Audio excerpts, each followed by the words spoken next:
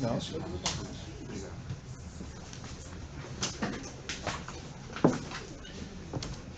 Ética dos direitos humanos e hermenêutica de Hobbes.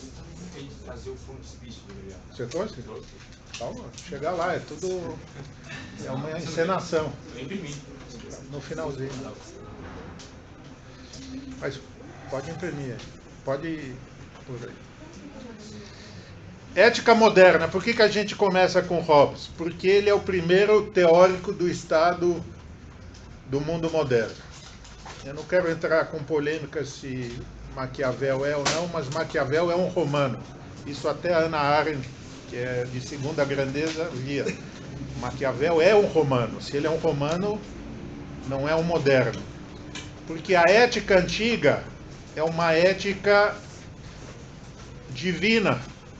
Ethos anthropos daimon. Quando Aristóteles contou a seguinte anedota, nós vemos o que é a ética. Forasteiros tentavam chegar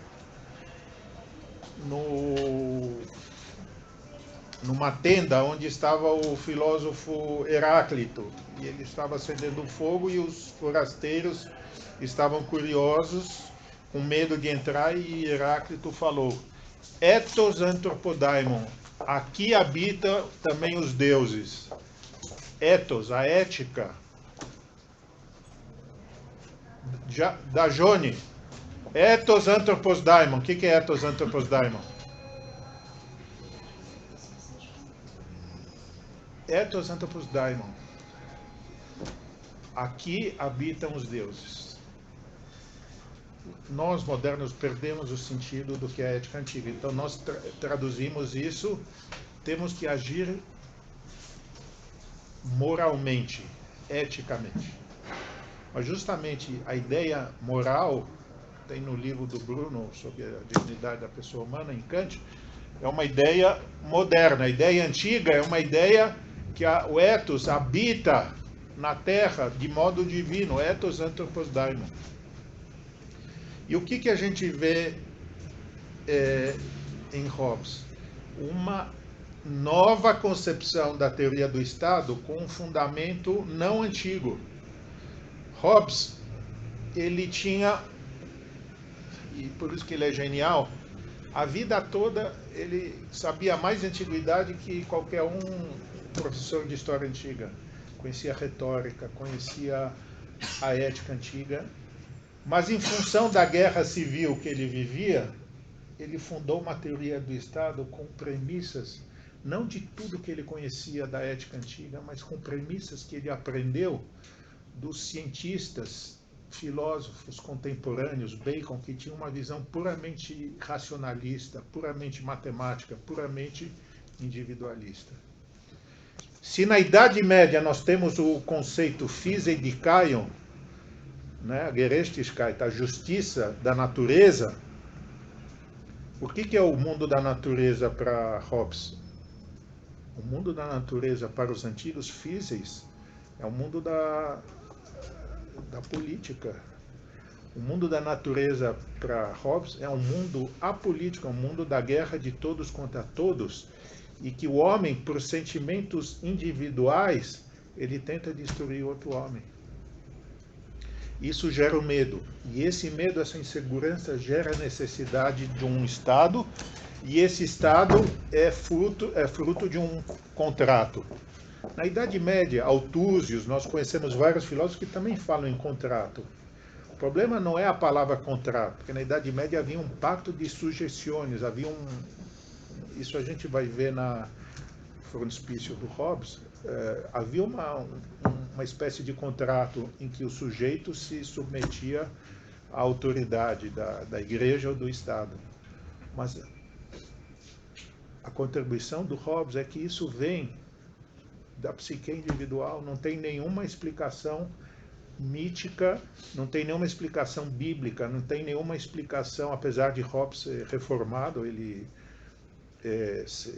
a favor das teorias de Lutero contra a Igreja Católica, ele não parte do modelo bíblico do pecado original, apesar do modelo bíblico também ser um modelo realista. O realismo de Hobbes é um realismo puramente psicológico. Um realismo individualista, um realismo naturalista, um realismo antipolítico. Então nós falamos que todas as aulas nós partimos da antropologia do autor. Quando chegar em Heidegger, nós vamos falar da antropologia de Heidegger. Quando nós chegarmos em Husserl, vamos falar da antropologia de Husserl. A antropologia de Husserl é igual à de Hobbes. E a antropologia de Hegel, que nós vamos dar na aula que vem, ela tem as premissas parecidas com a de Hobbes, o estado da natureza, mas em pontos decisivos ele corrige Hobbes. O que gera, portanto, essa antropologia de Hobbes? Gera a necessidade de uma autoridade, que é a sua tese.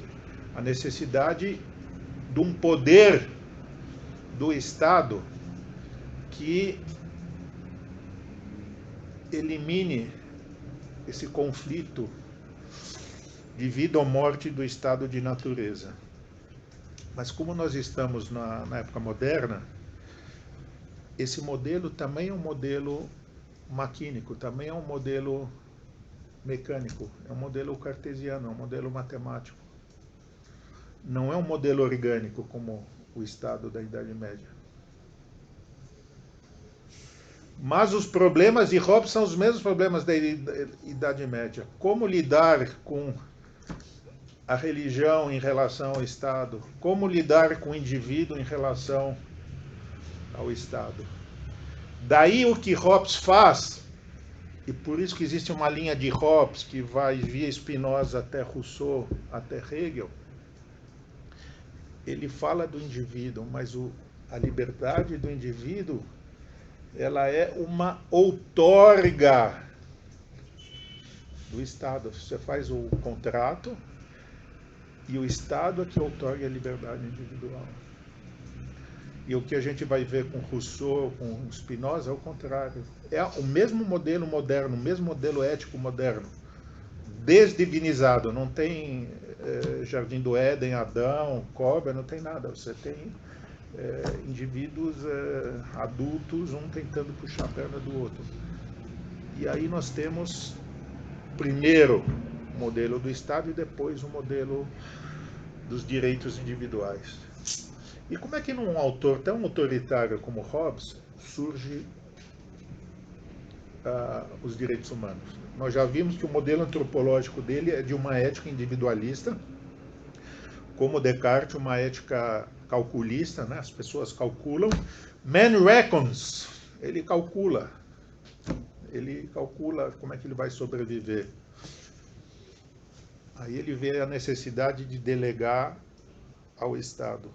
E como é que a gente vê o surgimento dos direitos individuais? É o mesmo problema da Idade Média. É na relação. Aí você empresta frontispício.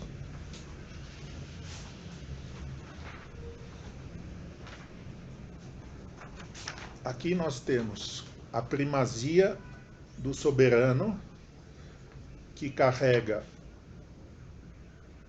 a espada militar, né, do cidadão, e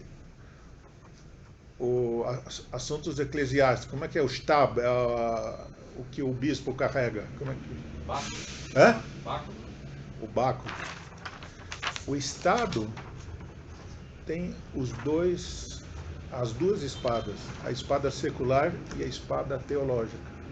Mas isso é totalitário. Não, isso não é totalitário, isso é relativamente totalitário. Por quê? Porque surgem direitos humanos para Hobbes. Como é que surgem direitos humanos se você faz um contrato de sujeição e ele... Para pacificar isso, Hobbes escreveu isso em 1651, 3 anos depois a Paz de Westfália. Então ele traduz filosoficamente aquilo que aconteceu no direito internacional, conceito de soberania. Quem detém o poder detém a religião. Mas tudo isso só fala a favor de uma teoria do Estado relativamente totalitária. O rei é católico, os soberanos são... Os súditos têm que ser católicos. Se o rei lá da Suábia é protestante, os súditos têm que ser protestantes. Como é que você tem direitos humanos? Hobbes não é mais cristão. Hobbes é moderno. Hobbes, ele discute a questão dos milagres. Aí que surge os direitos humanos. Você tem que acreditar nos milagres? Na Idade Média, sim, tem que acreditar nos milagres. Mas nós estamos na época de Bacon, na época de Descartes. Você tem que acreditar nos milagres? Sim, tem que acreditar nos milagres. Então isso é antigo, não é moderno.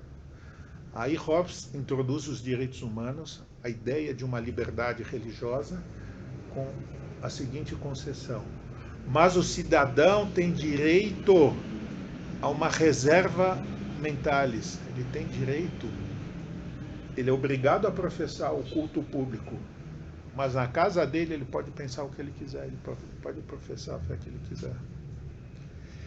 Esta é a ética dos direitos humanos de Hobbes. É uma concessão do Estado que no espaço público você tem que obedecer o súbdito, mas na sua casa, no espaço privado, você tem direito a fazer o que quiser. E por que não é totalitário, é relativamente totalitário? Porque o direito à vida é um direito absoluto. Se o soberano manda que você sacrifique a vida pelo Estado, isso você o soberano não tem direito. Por quê?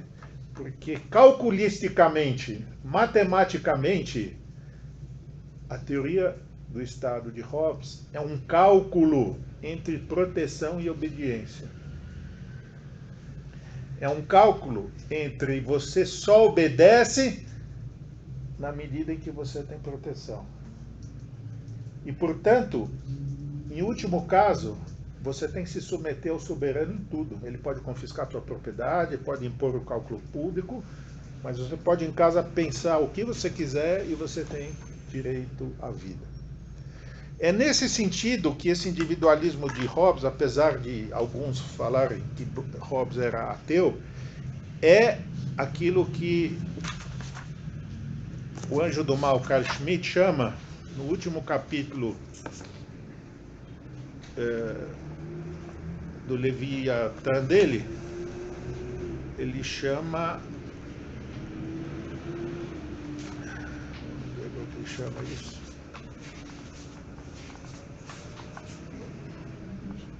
Você imprimiu ou não? O Carl Schmitt, você achou em inglês? Espanhol e alemão só. Peguei em espanhol. Tá. Como é que chama o último capítulo aqui da teoria dele?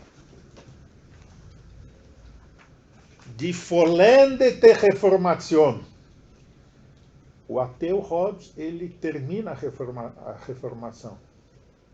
Como é que ele termina a reformação? Porque ele institui não a liberdade cristã de que falava Lutero, mas uma liberdade interior, que será a base de Kant, da visão de Kant, de que direito é bem essa cisão entre o mundo interno e o mundo da coercividade externa, de Pufendorf. Isso é relevante para o direito, né?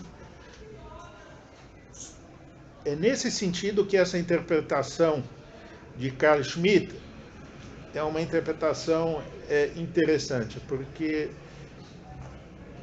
Carl Schmitt, ele é, como eu falei, ele é um pensador fascista num mundo liberal. E Hobbes é um pensador liberal num mundo não liberal. E ele gostaria que Hobbes fosse não liberal. Então ele aponta exatamente as falhas de Hobbes, as falhas individualistas de Hobbes. Ele fala que nós, para fazermos um pensamento político, nós temos que politizar, pela dicotomia amigo-inimigo, todas as esferas humanas, não só a esfera pública do Estado. Temos que pensar o estado de natureza como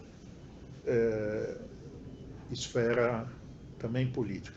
Então, qual que é a grande crítica que Carl Schmitt faz a Hobbes? Por que eu não endosso essa crítica para dizer, Carl Schmitt tem razão, que Hobbes devia seguir mais os mitos bíblicos, que Hobbes devia ser mais místico, que Hobbes devia ser mais católico? Não. Eu acho interessante que quando Carl Schmitt, nesse livro, O Leviatã, critica Hobbes, ele tem razão ao apontar como Hobbes, por ser um fundador de uma teoria do Estado moderno, ele se afasta de toda a mitologia que ele, Carl Schmitt, vê na política. Essa guerra mística entre o amigo e o inimigo. Então, o que ele critica em Hobbes? Ele fala, Hobbes, ele fala que o Estado é um Leviatã. Mas esse Leviatã, como chama o texto dele, Sinn und Fehlschlag eines politischen Symbols, o significado e o fracasso de um símbolo político. Não existe símbolo mais poderoso que o Leviatã. Pedro, Jó 40, o que está lá? Monstro Leviatã. Monstro Leviatã. Não existe ninguém que se compara ao Leviatã. Isso é para valer, é para assustar as pessoas. Isso está em Job. Em Lutero, é o diabo. Isso vem desde os babilônicos, da nossa cosmovisão.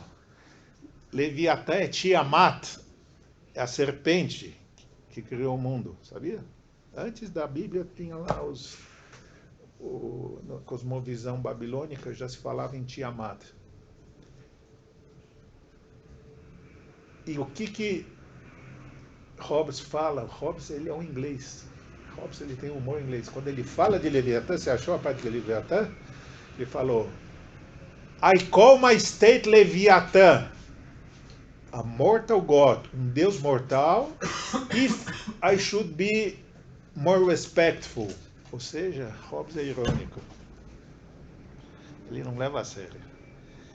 Mas ele é utilitarista. Ele acha que, como Platão tinha também problemas com a religião, ele, segundo alguns, como ele era um filósofo, ele não era religioso, mas ele falava, todos têm que obedecer à religião porque isso é utilitário, senão você não tem a república.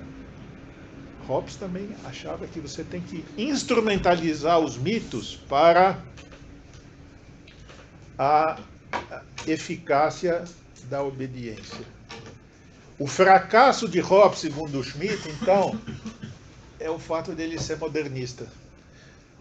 Dele não ser capaz de fazer uma ética baseada nos valores medievais, nos valores católicos, nos valores, como disse o Papa Pio X, que era um Papa que pensava o Estado, ele dizia, o Estado deve ser relativamente totalitário.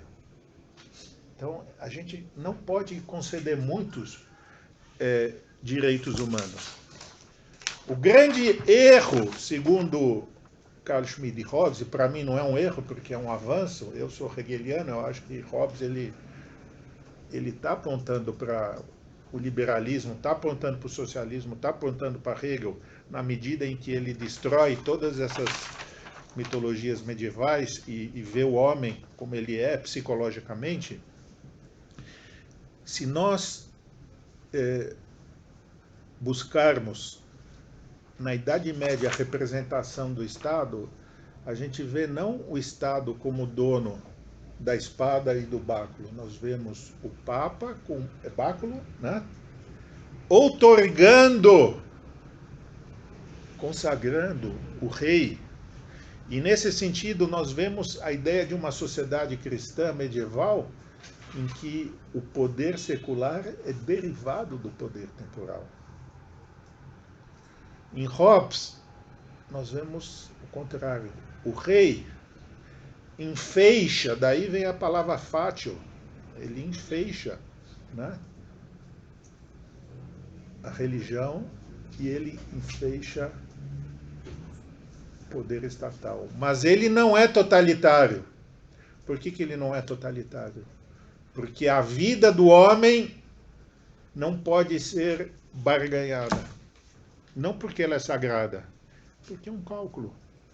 A lógica desse Estado é um cálculo de Bacon, é um cálculo de Descartes, é um cálculo matemático. Só é a obediência equivale à proteção.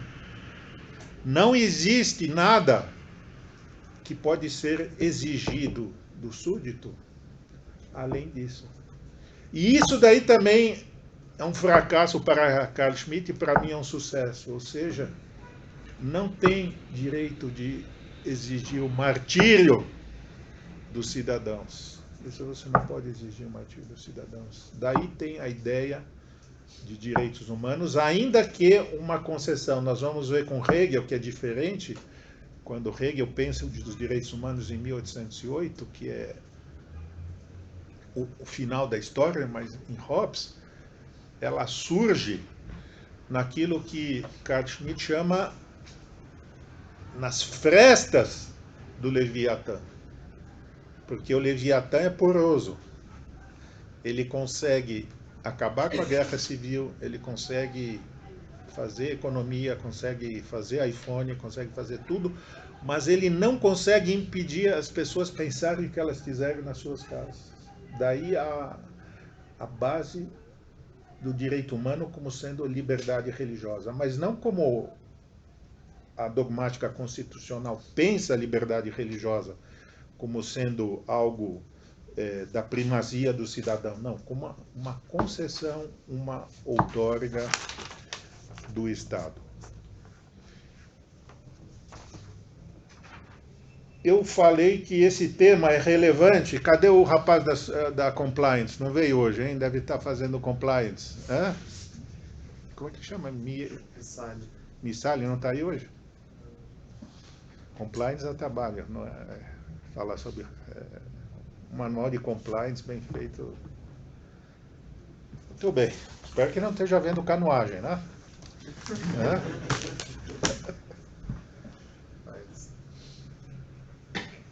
Fiscalistas da classe, corporate lawyers, compliance. Isso que eu estou falando é da essência da dogmática jurídica, não sou eu que falei isso. É o grande mestre do direito comercial, Túlio Ascarelli. A vida toda ele tentou refundar o direito comercial de Vivanti. E no final da vida ele começou a se dedicar à filosofia do direito e ele escolheu Hobbes. Mas por que Hobbes? Por que ele não pegou Kelsen? É a mesma coisa para ele. Hobbes é o pai do positivismo jurídico. Non veritas, auctoritas é a base do direito. Não é a verdade, a autoridade é a base do direito. Quem pensava que o direito era racional? Os antigos. Quem pensa que o direito é fruto de uma decisão? Os modernos. É um arbítrio. É fruto da vontade humana. Ascarelli, então, ele quer saber o que é a importância do positivismo para a dogmática jurídica. E Ascarelli, como eu, ele é a favor desse avanço que representa o positivismo em relação à Idade Média. Tanto que ele traduz para o inglês, para o italiano, um dos livros jurídicos que todos os filósofos políticos, inclusive o ministro do Estado, que eu respeito o Geninho, eles não entendem, porque é um livro puramente jurídico, chamado O Diálogo entre o Filósofo e o Jurista da Common Law do Hobbes. É um livro de dogmática jurídica. Hobbes fala, olha, você, corporate lawyer, você fala que o direito é a súmula da jurisprudência. O direito não é isso. O direito é a vontade do soberano. Qualquer decisão do legislador, como disse Hegel, faz maculatura dos juízes chancellors da Inglaterra. Qualquer decisão do soberano acaba com essa sagrada common law de vocês. Então Hobbes, ele inspira Ascarelli na ideia de que o direito contemporâneo tem a ver com, de fato, com o positivismo. Isso ele vem em Hobbes com razão. Não é a verdade que faz a lei. A lei não é lógica, a lei é fruto de uma decisão. Só que se ele falasse isso, ele seria burro, porque a gente sabe que o direito não é a vontade do legislador. Aí Ascarelli fala, vamos ver se Hobbes tem razão. E aí ele começa a interpretar os casos de direito comercial, título de crédito, essas coisas. Corporate law, fusão, aquisição, dissolução de sociedade, está tudo em português. Ele morou aqui no Brasil, escreveu Problemas de Sociedades Anônimas e aplicou o que ele chama da hermenêutica de Pórcia. Ele fala, existe duas hermenêuticas. A hermenêutica de Antígona, que é uma tragédia grega, e segundo Antígona é tudo ou nada, ou é o direito do Estado ou é o direito justo. Isso é o direito antigo. Mascarelli, como o Hobbes fala, isso não serve a gente. Aí tem o direito de Pórcia, que é aquela que vê, ela aceita o direito positivo, mas ela é criativa e tenta recriar em cima do direito positivo. Tá? Saindo daqui, vocês têm que ler Antígona, O Mercador de Veneza, o Leviatã, tá? Porque direito é literatura, é o meu curso que eu dou na sexta-feira. Então, Mascarelli fala, o direito não é o direito de Antígona, direito natural versus direito positivo. O direito é direito positivo, só que é o direito positivo reinterpretado com astúcia e com a criatividade. Você pega os ensaios do Ascarelli sobre duplicata. Duplicata só tem no Brasil. Como é que vai aplicar as leis de Genebra sobre isso? Né? Como é que você tem que ser criativo? Aí vamos ver se vocês entenderam a aula. Hobbes funda a ideia que o direito é vontade do Estado, que o direito é fruto da decisão do soberano. E a hermenêutica de Ascarelli fala que a hermenêutica verdadeira não é a de Pórcia, é a de Antígona. Nós falamos que Ascarelli vê um avanço no positivismo de Hobbes, falando que é importante que tenha um direito positivo acima da common law, que não é o direito dos juízes, é o direito do legislador. Hobbes fala, nós temos que interpretar, toda vez que tiver uma dúvida, qual é o sentido da vontade da lei? Tem alguém aí de direito constitucional? Alguém que faz? Quem que é? Você, Bruno. O que é o referé legislativo? Você tem que voltar, se você tem uma dúvida, o impeachment é golpe ou não golpe, você tem que voltar ao Congresso. É assim que Hobbes fala que tem que interpretar a lei. Você tem que ver quem que é o soberano, o parlamento, e pedir para o parlamento interpretar. Não o juiz, o soberano. Como é que se fala isso em português? Referé legislativo. Professor, nessa dimensão de que o poder legislativo ele acabaria tomando a decisão final dizendo o que é o direito, ele permaneceria como um liberal ainda assim, a partir dessa fundação do direito? Tá, eu vou tentar primeiro terminar meu raciocínio que eu sei fazer e segundo ter um tempinho para a sua resposta que eu não sei, calma. O meu raciocínio é o seguinte, Ascarelli diz que hoje em dia a gente tem que interpretar o direito como Pórcia e não como Antígona, certo? E ele elogia Hobbes porque ele cria o positivismo jurídico. Hobbes e Kelsen é a mesma coisa. Qual que é a hermenêutica que Ascarelli aceita a hermenêutica de Hobbes? Se você tem uma dúvida de interpretação, você tem que voltar ao parlamento. Pedro? Não, por quê? Isso amarraria a criatividade do jurista. Ele Exatamente. fala em engenharia. Ele usa muito o termo engenharia para se referir à possibilidade de criação, principalmente. Ou seja, ele vê que Hobbes tem toda a razão contra essas coisas feudais e medievais do common law, bárbaras da Idade Média. Mas o direito, a dogmática jurídica não se esgota nesse avanço do positivismo jurídico, leis claras do legislativo, etc. Isso não acaba com a criatividade dos juristas. Então, os juristas criam, né, a lei, não é só o legislador. Está correto essa visão de Hobbes em relação a visão antiga, a visão de Antígona, a visão medieval. Mas, se vocês lerem Ascarelli, você vê que ele faz uma progressão do positivismo, a escola histórica, da escola histórica até a visão dele, como ele interpreta o direito comercial, com criatividade. Deu para entender isso daí? Bom, agora qual que é a sua dúvida? Repete. A minha dúvida era se essa espécie de fundação do direito, desculpa se o vocabulário estiver errado, essa espécie de fundação do direito nesse ato de autoridade não apartaria ele da tradição liberal?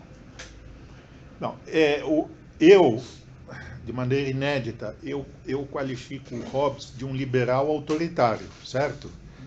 E, primeiro, ele constrói um modelo autoritário de Estado, tá? Tudo bem, as premissas não é que são liberais, as premissas elas são modernas. Você pode, se você tomar o conceito, mas Hobbes ele é liberal quando no Leviatã ele começa a discutir as frestas do Leviatã. Está aqui, capítulo 40, pode o monarca impor a crença nos milagres? Pode, mas ele é um moderno. Aí ele sabe, mas eu não acredito em nada, eu sou obrigado a acreditar nisso. Eu, no meu íntimo, eu posso acreditar o que eu quiser. A liberdade, né? Por isso que ele é vollendete der Reformation. Como diz Kant, como diz Lutero, a liberdade é interna. Ninguém pode me forçar a minha gewiss, a minha consciência, a acreditar no que o soberano acredita. Então, o liberalismo dele é um liberalismo frágil. Ainda assim, nós vamos ver com Max Weber, etc., que a grande tradição reformista é a que funda direitos humanos como liberdade religiosa, ou seja, os Pilgrim foram para os Estados Unidos fazer a liberdade religiosa. Isso tem a ver com Hobbes, mas não é a consequência do pensamento de Hobbes. Tem a ver com sectários, com os levelers, que eram seitas dentro da igreja protestante. Mas Hobbes, ele odeia seitas, né? Aqui é uma coisa totalitária, ele odeia o espírito de seitas. Mas o verdadeiro liberalismo, nós vamos ver com Max Weber, né, quando ele estuda, todo mundo fala que ele fala da ética protestante e o capitalismo, mas ele também fala da ética protestante e os direitos humanos, que ele aprendeu com o mestre dele, Jelinek. Mas isso daí não vem de Hobbes, isso vem diretamente de Lutero. Hobbes, de alguma maneira, ele utiliza, não é que utiliza, ele é um protestante, mas ele não tem nenhuma crença forte na religião. Ele usa a religião apenas para legitimar essa dominação. Bom, falamos de todos os temas? O senhor ficou no final da aula falando sobre hermenêutica de Hobbes. Então, a hermenêutica de Hobbes, é isso que eu tentei falar. A hermenêutica de Hobbes é esse ponto que está no texto do Ascarelli. Hobbes é um grande filósofo do Estado moderno, que levanta as bases, ainda que frágeis, do Estado de Direito moderno. Ouviu? Frágeis, porque são frestas. Não é que ele pensa como os liberais, a partir da liberdade individual, não, tudo é concessão, tá bom? Ele pensa isso daí. E aí nós temos o soberano que cria o direito. Aí eu disse que ele escreveu um livro sobre o direito, que é uma polêmica entre Koch, que é um juiz, um jurista da Common Law, e um filósofo, que no caso é ele. E ele destrói a Common Law. Destrói. Aliás, a Common Law não faz sentido mesmo, né? Tudo bem que eles impõem todos esses contratos. Um contrato da Common Law tem 800 folhas. Um contrato nosso de direito civil tem 5 folhas. Por quê? Porque um contrato da Common Law, que eles impõem aqui nas negociações comerciais, eles não têm código civil, então eles têm que definir, tem 200 folhas de definição. Então é totalmente irracional. Hobbes, ele percebeu que a lei é a vontade soberana, não é a common law. Ascarelli fala, parabéns, Hobbes. Só que nós, juristas contemporâneos, nós não somos servos do positivismo jurídico. Nós somos juristas criativos. Nós somos como Pórcia. Porque se nós fôssemos servos do direito, aí eu vi hoje no jornal que estão os advogados que, além de todos os absurdos das execuções civis, agora eles querem confiscar passaporte. E não sei mais o que. Passaporte dos devedores. Logo eles vão chegar no mercador de Veneza, vão querer os bancos vão querer um pound of flesh, uma libra da carne. Isso daí é o direito positivo. Aí Ascarelli fala, nós juristas temos que ser como Pórcia, aceitar o direito positivo, mas de maneira criativa. Nós temos que fazer aquele salto mortal carpato, não é isso? Quem que ganhou?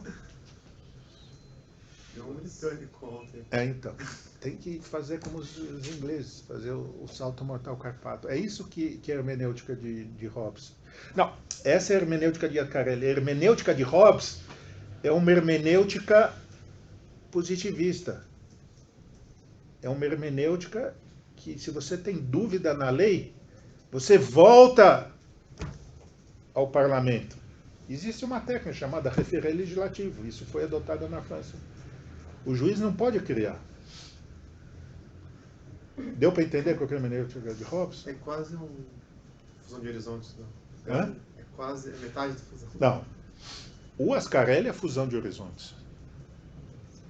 O Ascarelli é a fusão de horizontes. Por isso que a minha aula eu falo que está tudo espalhado, mas isso que eu falei é a hermenêutica do Ascarelli, é a hermenêutica de Hayek e a hermenêutica de Gadamer. Qual que é a interpretação objetiva? Não é da origem, não é do soberano e não é do juiz. Ela é uma fusão de horizontes dos dois. Por isso que Ascarelli fala, parabéns, Hobbes, que você viu o papel do direito positivo contra a common law.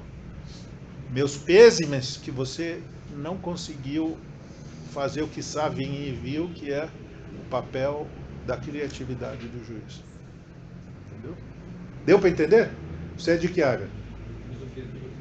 Filosofia do direito. Muito bem, agora qual é a sua contribuição aí? Interpreta isso. Vem aqui na frente. Bom, um outro aspecto que eu queria mencionar é que interessante desse totalitarismo estatal relativo. Relativo.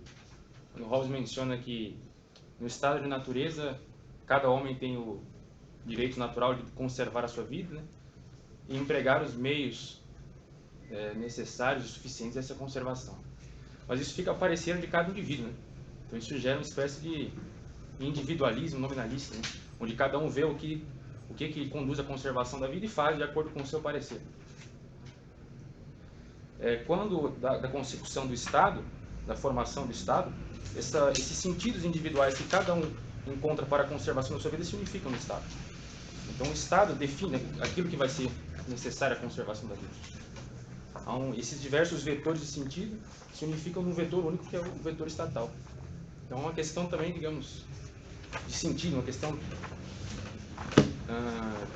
teleológica de sentido que também se impõe da formação do Estado. Onde tem teleologia em Hobbes? Não, teleologia foi o primeiro ponto. Bom.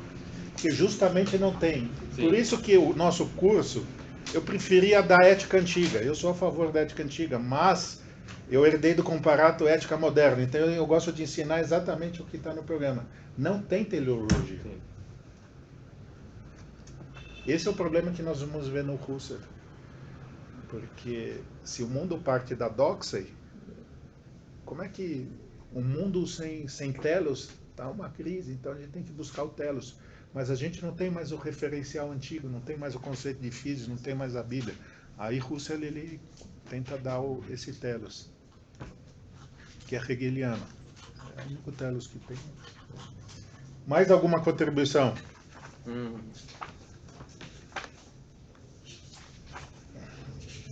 Eu vou explicar para as pessoas. Tá, isso significa o um Pedro símbolo. sabe explicar. Isso daí tá o Salmo 50, Pedro. Porque ele sai do mar. Hã? Não, é um que fala, eu nunca entendi esse salmo, ele fala a vaca e as cidades. 50 e alguma coisa. Também é uma referência. Acho que é 50. Sobre o Salmo? Não, fala o que você. O Pedro que é o. Ah, sim. Aqui no frontispício ele põe embaixo do poder secular, né, as armas, digamos assim, os instrumentos do poder secular. Né? Tem uma fortaleza, um castelo, né, uma coroa de rei, um canhão, Isso. algumas armas de mais baixo calibre, né, espadas, espingardas, talvez, e uma guerra civil. E aqui embaixo do báculo, né, do poder espiritual, tem uma igreja, né, que corresponde à fortaleza, a mitra, né, do bispo, que corresponde à coroa do rei. Esses raios correspondem à excomunhão, que corresponde aqui do poder civil ao canhão, né, que é a arma de grosso calibre do poder religioso. Esses símbolos estranhos, por exemplo, os argumentos, que correspondem às armas de baixo calibre, né? E por fim um concílio, que curiosamente corresponde a uma guerra civil. Né? Que tem bastante verdade. Dá para falar 6 vezes sobre isso, não dá? Dá. Eu vou ler o final da história do livro do Carl Schmitt, onde ele tenta dizer por que é assim e não como era na Idade Média. Por que é uma ética moderna? De Frege, nas questões sobre as quais Hobbes responde, são as questões históricas concretas dos poderes seculares e temporais.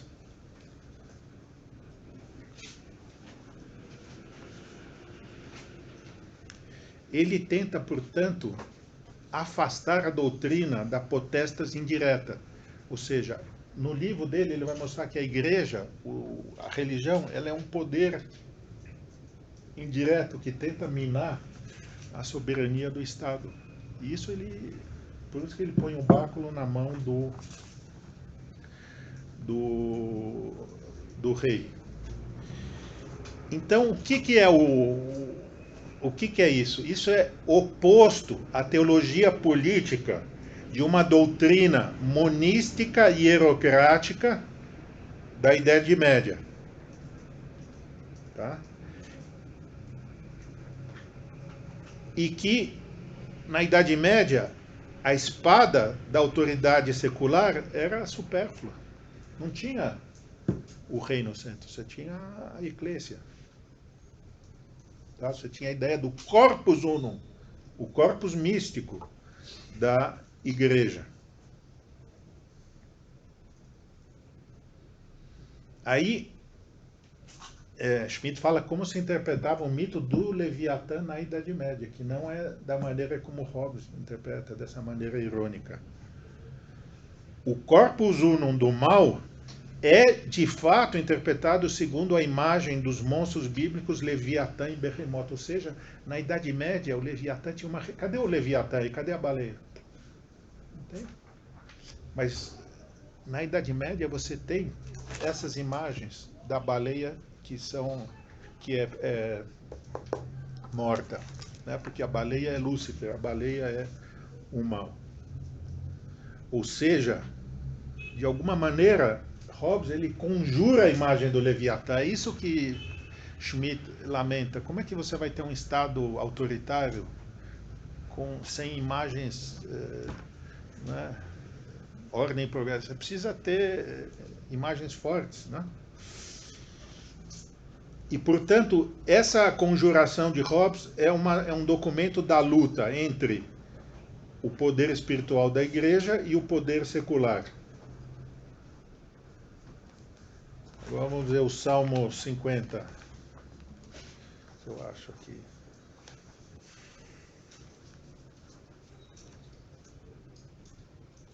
Deu para entender esses dois modelos de Estado? O Estado medieval, onde o poder do Estado é supérfluo, e aqui onde tudo parte do Estado que reúne os dois poderes.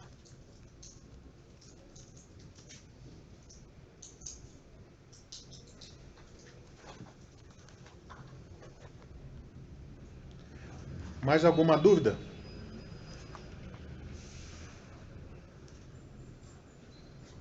Você é da ECA? Você é da ECA, não? O que a ECA tem a dizer sobre tudo isso daí? Eu sei que você está mais preocupado com o direito positivo, não é isso? Eu sou contra. Hã? Se a ECA tem a dizer, eu sou contra. Ah, você é contra? Ah, então. Você é como o meu filho, ele faz publicidade na ECA e ele é contra o espírito da ECA. Enfim, lição de casa, Pedro, próxima aula, tá? O que a vaca tem a ver com isso? Achou? Ah, então fala. 50 também. Hã? Então, só no 50 também. O que fala da vaca e das cidades? O Espírito comenta, não estou achando. Porque aqui nós temos uma cidade em volta do Leviatã, entende? Em volta do rei.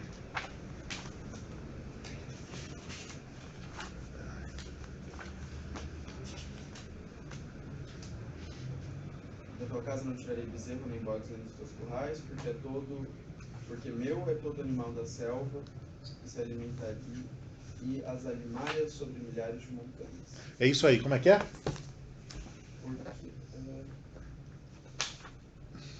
Da tua casa não tirarei bezerro, nem bode dos teus currais, porque meu é todo animal da selva, e as alimárias sobre milhares de montanhas.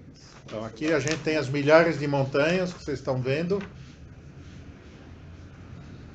Agora, de alguma maneira, o Carl Schmitt relaciona o animal como o Leviatã. Isso que eu não sei como ele faz essa interpretação. No Salmo 104... Não, ele cita esses 50. No 50.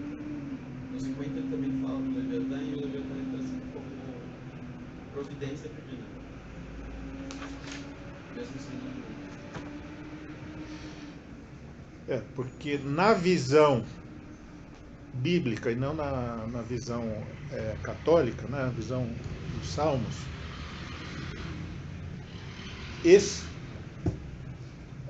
o Leviatã ele não é Lúcifer. O Leviatã é um dos anjos, né, um dos anjos divinos, ou seja, não é um poder soberano. Mesmo em Jó, quando Jó faz a brincadeira aqui, quem que pode se comparar a esse animal, Leviatã? Deus está falando, ele não fala que o mal é superior a ele. Então a gente tem na visão bíblica a ideia de que não existe um mal absoluto, você tem a ideia da soberania divina. E na Idade Média, você já começa a enfraquecer isso daí, até chegar ao que o Hobbes faz, que é uma ironia. Podemos ser mais reverentes, se nós podemos não ser reverentes, quando ele fala é o Deus mortal, ou seja, ele está tirando sarro, Hobbes, dessa imagem bíblica.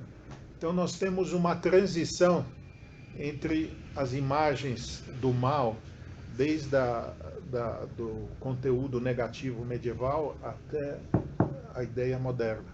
E um ponto de transição é o pintor espanhol chamado Bosch. Ele pintou o Jardim das Delícias, que está no Museu do Prado. E nesse Museu Jardim das Delícias, você vê que, assim como Hobbes, ele não trata o mal como uma ontologia metafísica, não é algo absolutamente mal, ele também, você vê lá, os diabinhos lá de Bosch, eles não dão medo, eles são estranhos, são surreais, são bizarros, mas eles não causam medo. Isso é ética moderna. Ethos anthropos daimon. O moderno não sabe traduzir a ética. Aqui é a morada dos deuses. Aí os caras entraram na tenda do Heráclito. Por isso que até a gente violenta a linguagem. A gente fala ethos anthropos daimon, não fala aqui é a morada dos deuses. Não faz sentido para nós falar aqui habitar. Nós habitamos divinamente o mundo. Como diz Heidegger, poeticamente habitamos o mundo, ou seja, próximo dos deuses. Eticamente nós agimos, por isso que a gente fala tudo como o Bruno Vem defende. Kantianamente, imperativo categórico. A gente lê ethos anthropos daimon como imperativo categórico, e não é um imperativo categórico. Mas hobbesianamente, modernamente, individualisticamente, liberalisticamente, não faz sentido falar aqui a morada dos deuses. Aí a gente força a barra. Ethos anthropos daimon. Vamos agir moralmente. Mas não é isso que o grego fala, não é assim que ele pensa. Mas para nós, para as coisas funcionarem, tem que ter uma construção, uma máquina artificial, isso é o Estado, que protege os indivíduos e os indivíduos obedecem. Está funcionando isso? Thales, está funcionando? Só se for em Ribeirão Preto, aqui em São Paulo não funciona. É por isso que Carl Schmitt, ele, apesar de ser autoritário, eu gosto de Carl Schmitt, ele fala, não está funcionando esse Leviatã maquínico, não tá bom. Tudo bem, ele quer uma utopia horrorosa, uma utopia totalitária, mas ele vê que não está funcionando. Que a gente precisaria ter um simbolismo para valer. Tem que ter uma teoria do direito e do Estado com um conteúdo como na antiguidade, conteúdo forte, direito natural, justiça. Hoje em dia não tem mais isso. Os conceitos estão loucos. Hã? Os conceitos estão loucos. E é por isso que a aula que vem nós vamos dar a solução. Hegel é a solução para tudo. Fala, Bruno. Esse autor que a gente está estudando no seminário, ele fala um pouco de Hobbes e ele defende algumas teses que são interessantes. A primeira é que, para ele, o individualismo é possível ser não liberal. Ele acha que Hobbes é um exemplo claro disso, porque ele acha que o poder radical do Estado é tão acentuado que o indivíduo se destaca e as liberalidades seriam significantes. Mas o mais interessante é que ele diz que a argumentação de Hobbes no contrato é circular. Ele diz que o Estado não pode ser instituído por um contrato, porque a validade normativa do contrato somente ocorre através da instituição do Estado. Ele diz que as leis naturais são regras inteligentes até que o Estado as torne legalmente válidas ou socialmente válidas. Então ele traz essa crítica, na verdade. Né? A crítica é procedente, mas ele ainda não chegou lá. Quem vai chegar lá é Hegel, ou seja, ele fala que não existe a ficção do contrato social. O que existe é uma dialética do senhor escravo que é na consciência, no caminhar do homem. Ou seja, tudo que o Hobbes falou existe, mas não como uma ficção pré-política. Existe como a filosofia da história. Né? É uma norma fundamental da história. E ele formula melhor que eu, quer dizer, como eu não sei... Ele é francês? O que ele é? Alemão? Alemão.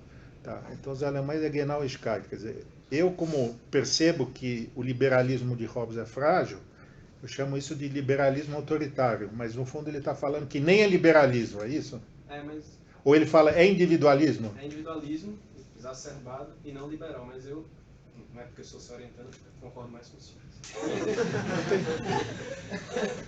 Eu acho que Hobbes é um liberal de alguma forma, assim, porque ele faz concessões em algumas coisas, na liberdade religiosa.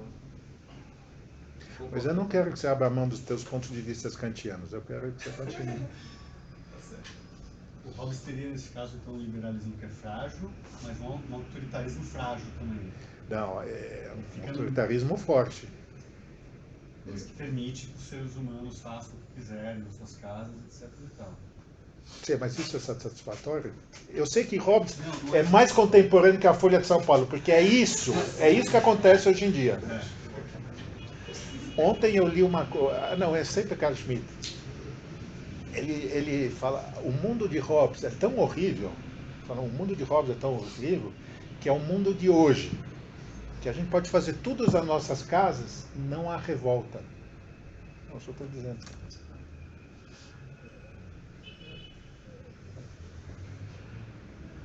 É contemporâneo. Eu acho que isso é atroz, o autoritarismo, você não acha? Não sei. Em tese, porque é moderno devia ser bom, mas eu não... Eu preferia estar lá com Heráclito, lá com os deuses, lá na fogueira, do que no espaço público não pode criticar ninguém. Se quiser, vai em casa, vai pôr cartaz na sua casa. Aqui não. Mas é a teoria do Estado mais realista é essa. Não tem ninguém no direito internacional. Na sexta-feira o bate-boca com o orientando do Lewandowski, genial, cara. Ele segue Hobbes no direito internacional. Então tudo é a guerra de todos contra todos. Aí você não vê nenhuma utopia de paz perpétua. Mas no direito internacional, quem quer o Estado forte, autoritário? Não tem, é uma guerra de todos contra todos. É uma anarquia. Porque falta o Leviatã. Falta o Leviatã. Mas aí a consequência disso, que é perversa dos realistas, é que cada um pode agir segundo o seu poder, já que não tem um Leviatã central. Acho que no nosso assunto dos direitos humanos ele carece do mesmo problema. É permissivo no sentido de que falta essa entidade. Por isso que Kant tem razão no direito internacional. Eu acho, essa foi a discussão que eu tive com a Lina. Eu falei, a ONU. A ONU não vale nada. Eu falei, como não vale nada? A Espanha prendeu o Pinochet, quer dizer, o direito internacional está se robustecendo. Entende? Quer dizer, a paz perpétua não é uma utopia kantiana. O direito internacional é frágil, mas ele está se... Então, a visão nihilista do Hobbes não é verdadeira. Mas o rapaz, tudo, eu falava A, ele falava Z. Essa é uma construção muito... Hã? Eu vou chamá-lo aqui para dar uma aula. Hã? Uma construção muito lenta. Né? Sim, mas é uma construção. Os crimes de lesa humanidade que o Brasil cometeu, que até hoje teve julgamento externo, mas e aí? Eu sei, mas o Milosevic já foi... Entende? A gente... Mas tem exemplos de que dá para fazer isso daí. Tá? Aí aprendeu lá o Milosevic. Tá? Então, não é como quando a ONU foi criada em 5 de agosto de 48, que era tudo só papel de tinta. Não, agora tem uma certa eficácia. Se algum general quiser conhecer o Free Shop de Londres, toma cuidado, ele vai ser preso. Isso aqui? Preso. Porque os juízes ingleses, eles prendem, eles têm competência extraterritorial para direitos humanos. O cara vai lá comprar chocolate, como chama? Minha esposa trouxe? É preso, mas... Isso é a eficácia do direito internacional. É por isso que Kant tem razão e Hobbes não tem. Que existe uma ordem que não é só uma ordem da violência, que é uma ordem da paz. Insípida. É a aula da semana que vem, Hegel. A marcha da história... É Hegel, né? A marcha da história é a marcha do progresso. Eu não vejo isso, eu só vejo involução. Não, a gente vê isso daí. Aí é por isso que Hegel, ele parte do mesmo... a gente vai ver o mesmo modelo antropológico de Hobbes, é a mesma coisinha. Só que lição de casa tem um pontinho que não tem Hobbes. Anerkenon, o que é Anerkenon, Pedro? Reconhecimento. Isso daí não é blá blá blá do Ricoeur. Tem que ter isso. Diga. Mas a ordem da paz não se mantém sobre a ordem da violência? E esses julgamentos não se fazem em cima do poder das potências econômicas e dos interesses? Sim, e o que isso invalida o argumento kantiano?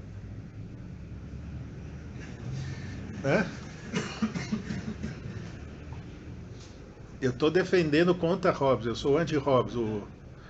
O Friedrich der Zweite, o Frederico II, escreveu um livro anti-Hobbes. Ele era o monarca mais autoritário da Prússia e escreveu um livro anti-Hobbes. Sabia? Então, isso se impõe sobre... Né, o direito internacional se impõe sobre as violações de direitos humanos no Chile. Qual que é o seu contra-argumento a isso? O contra-argumento seria que justamente a imposição desse direito internacional, desse se faria através de um poder, de um direito de força. Então você condena um ditador autoritário porque em determinada correlação de forças global interessa a potência mais forte. Eu não vou chamar o rapaz do Lewandowski, você já é tão realista como ele. Tudo para ele é os Estados Unidos, entende? Se tem algum avanço no direito... Não, mas isso é o poder americano. Esse é o ponto de vocês, é o realismo. É o realismo. Por isso que Hobbes é atual. Quer dizer, a visão dele realística, na guerra de todos contra todos, é uma visão, né? Eu não consigo ter essa visão realista, mas eu fico fascinado como jovens como vocês fazem teses sem nenhum romantismo, conseguem enxergar o que se passa no mundo. Eu sempre acho que tem a direito internacional e não sei o quê, mas tá certo isso. Ficamos 1 hora debatendo sobre Hobbes. Bom, deu para entender a aula? Eu adoro a divergência, tanto que eu acho que vocês têm razão. A visão realista é um desafio. Por isso que a saída difícil no mundo moderno. Se você não voltar à filosofia antiga, começar a acreditar nos deuses, né, nos fogos, você vai debater com o quê? Um rapaz aí que sabe tudo o que acontece, vê que os Estados Unidos que manipula todo o Tribunal de Haia, tudo. Difícil mesmo. Por isso você escreveu esse livro aqui? É? Foi por isso que você escreveu esse livro? É. Diga. Você é de que departamento mesmo? Eu sou do Direito do Trabalho. De trabalho. Tá me dando trabalho, eu gosto disso. Mais alguma contribuição aí? Eu gostei muito da sua análise aí do... Eu não sou detalhista. Você é de Gêmeos? Esqueci que você é detalhista. Depois as pessoas falam que signo não existe. Não, minha esposa é de Gêmeos, ela vê tudo que eu não vejo. Aqui o cara foi lá, viu? Eu nunca tinha visto isso daí. Tá bom. Bom, encerramos a aula.